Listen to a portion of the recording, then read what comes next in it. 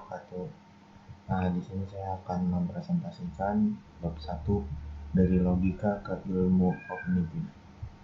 Yang pertama ada awal dari jaringan saraf tiruan, kecerdasan buatan, berakar pada dua gagasan geografis, Gottfried Leibniz, the filsuf dan ahli matematika abad ke-17 yang hebat, yaitu cara karakteristika universalis dan rasio kalkulus.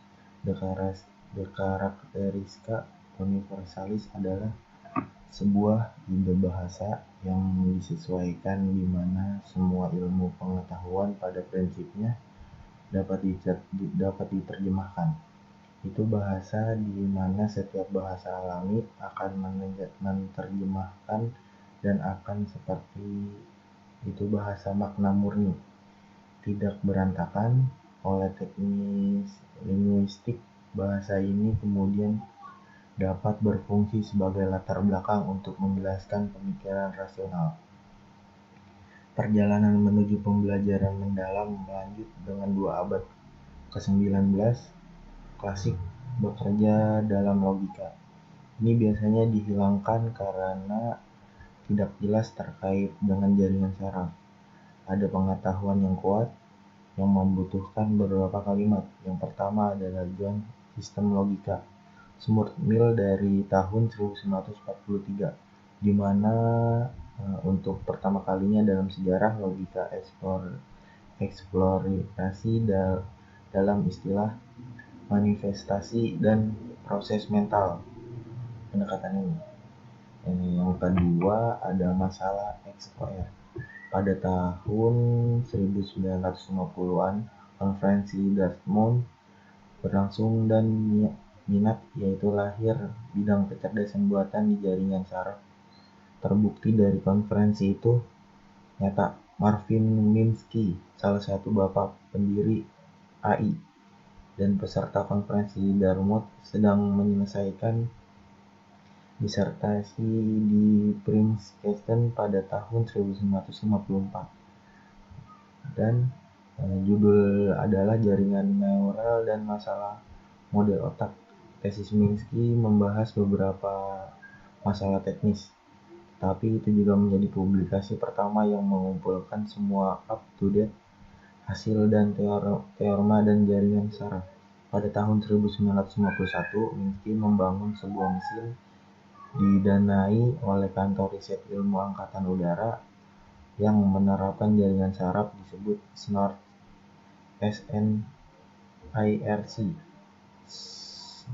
Static Neural Analog Reinforcement Calculator, yang merupakan implementasi komputer utama pertama jaringan saraf. Sedikit hal sepele, Marvin Minsky adalah penasihat untuk karya aktor Clarke dan Minsky Kubrick 2001. Space film Odyssey juga Isaac Asimov mengeklaim bahwa Marvin Minsky adalah salah satu 2 orang yang pernah dia temui dengan kecerdasan memilikinya. Makhluk yang lain, Carl Sagan. Minsky akan segera kembali ke cerita kita, tetapi pertama mari kita hadirkan pahlawan yang segera mendalami.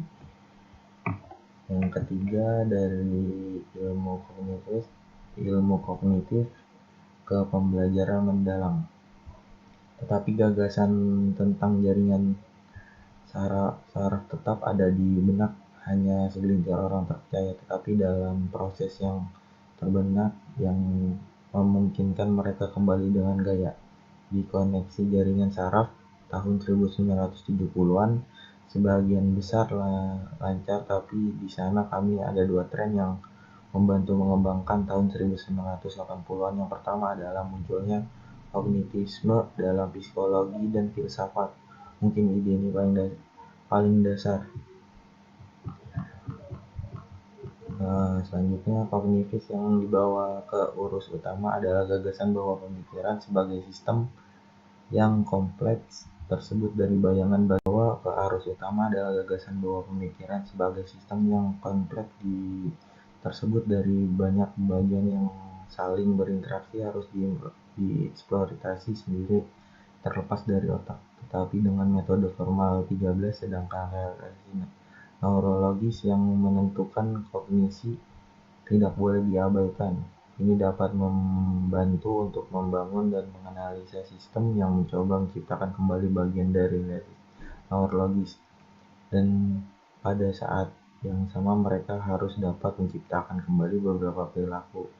Ini adalah tanggapan untuk kedua Skinner behaviorisme dalam psikologi tahun 1950-an yang bertujuan untuk memfokus ilmu studi tentang pemikiran sebagai prosesor otak hitam. Yang lain Mumi spekulasi 14.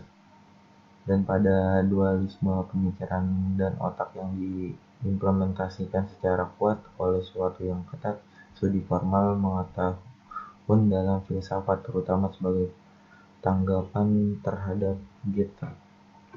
Yang keempat ada jaringan neurel dan di lanskap AI umum.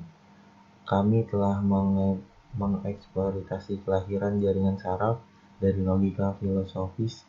Peran psikologi dan ilmu kognitif berperan dalam perkembangan mereka dan keuntungan besar mereka untuk mengurus utamakan ilmu komputer dan AI. Suatu pertanyaan yang sangat menarik di sini letak jaringan saraf tiruan di langkap AI umum yang digunakan dalam publis mereka untuk mengklasifikasi masalah penelitian. American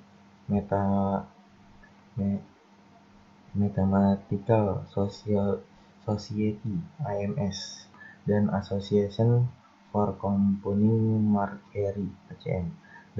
Yang dapat disimpulkan dari kedua klasifikasi ini adalah bahwa ada beberapa yang luas bidang AI, di dalamnya semua bidang lainnya dapat dimasukkan. Yang pertama ada resepsi, pengetahuan, dan penalaran. Yang kedua ada pemrosesan bahasa alami. Yang ketiga pembelajaran mesin. Keempat perencanaan. Yang kelima sistem multi agen. Yang keenam visi komputer. Yang ketujuh robotika. Yang terakhir aspek filosofis. Nah, yang kelima ini ada aspek filsafat dan kognitif.